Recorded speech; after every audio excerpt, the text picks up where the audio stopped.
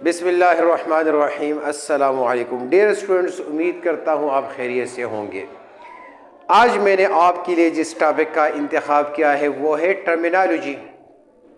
अब इस टॉपिक का इंतखाब मैंने क्यों किया है? क्योंकि हम जब भी किसी चैप्टर का आगाज़ करते हैं, किसी ब्रांच ऑफ फिज़िक्स का आगाज़ करते हैं, तो उसमें हम टर्मिनोलॉजीज़ पढ़ते हैं। टर्मिनोलॉजीज़ की ज़रूरत क्यों पेश आई, तो उसी जो डाउट है वही डाउट आज मैं इस लेक्चर में आपको एक्सप्लेन करूँगा। तो सबसे पहले चलते हैं डिफिनीशन की तरफ। Every word having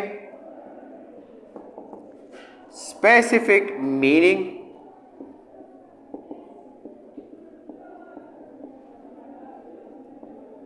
in some context called terminology।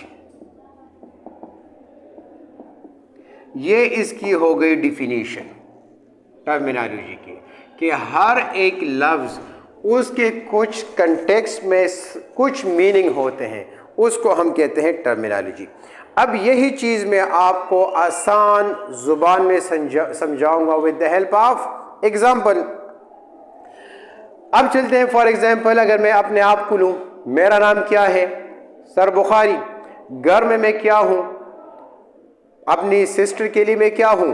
अपनी सिस्टर के लिए मैं भाई हूँ। अपने पेरेंट्स के लिए मैं क्या हूँ? उसके लिए मैं एक बेटा हूँ। इसी तरह स्कूल में मैं क्या हूँ? एक टीचर हूँ। तो अब देखे, बंदा एक हूँ लेकिन हर जगह पर मैं क्या हूँ? मेरी पहचान अलग अलग है। That is called terminology. अब एक दूसरी एग्जांपल अगर मैं आपको दूँ, मैथमेटिक्स में इस फुल स्टॉप को हम, ये डॉट है, मैथमेटिक्स में इसको हम कहते हैं डेसिमल पॉइंट।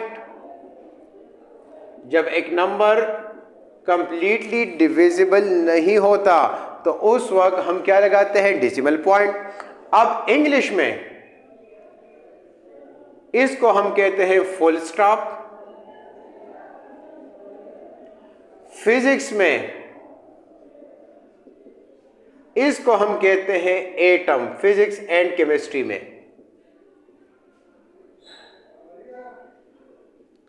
और बायोलॉजी में इसको हम कहते हैं, और बायो में इसको हम कहते हैं सेल। तो अब देखिए, चीज एक है डॉट, लेकिन हर जगह पर उसको हम अलग अलग नाम देते हैं। That is called terminology.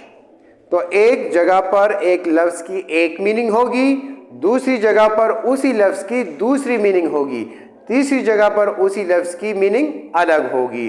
तो उम्मीद करता हूँ डियर स्टूडेंट्स कि ये टर्मिनोलॉजी का वर्ड जो है ये आपके जहन में क्लियर हो चुका होगा। अगर आपके जहन में मज़ीद कोई सवालात हैं इस टॉपिक से रिलेटेड तो आप कमेंट्स करें। अगर आप इस चैनल पर नए हैं तो मेरे इस चैनल को लाइक सब्सक्राइब करना ना भूलिए, और साथ ही अपने दोस्तों को भी के साथ भी इसको शेयर करें। शुक्रिया।